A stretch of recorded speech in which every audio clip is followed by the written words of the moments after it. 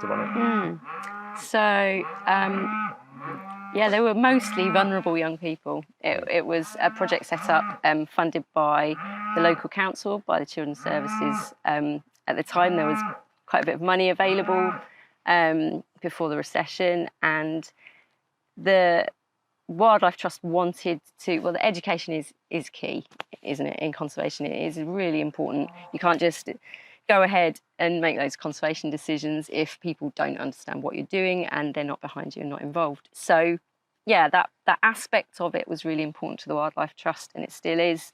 And so they gained funding to start this youth project. And the idea being it was quite a local project. There was 2 areas, one down the south of Hampshire and the other in the north of Hampshire. And the idea being that these vulnerable young people would be able to reconnect with nature, and that was the key. They were quite urban youngsters. A lot of them didn't know anything about the outdoors. They didn't know what creatures were what. They didn't. They'd probably never been to the sea. They're really far removed from maybe what I would have maybe taken for granted.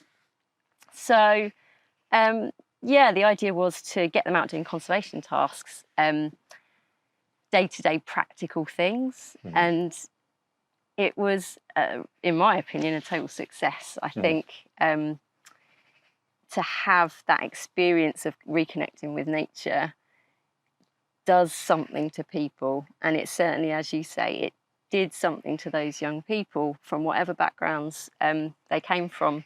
So as you said, some were really quite tricky. I don't know if you remember, well, I'm not going to obviously name names, but I think there were certain groups that were specifically sort of young offenders and things like that would come out that wouldn't have been in the group you were in, but they would come out with a lot of attitude and a lot of kind of conflicting ideas about whether they should actually engage or not. So a lot of the work I was doing was just getting them to relax and enjoy what they were doing and trusting them a little bit. I think that was a big part of it.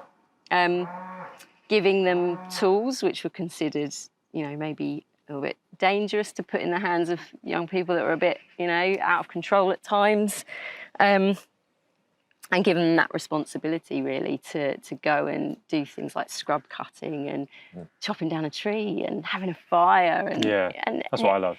Absolutely. I bet you have memories of the smoke, the flame, the excitement of and not just excitement, like the hard work, like all of those aspects. Well, it's rewarding, isn't it? Exactly.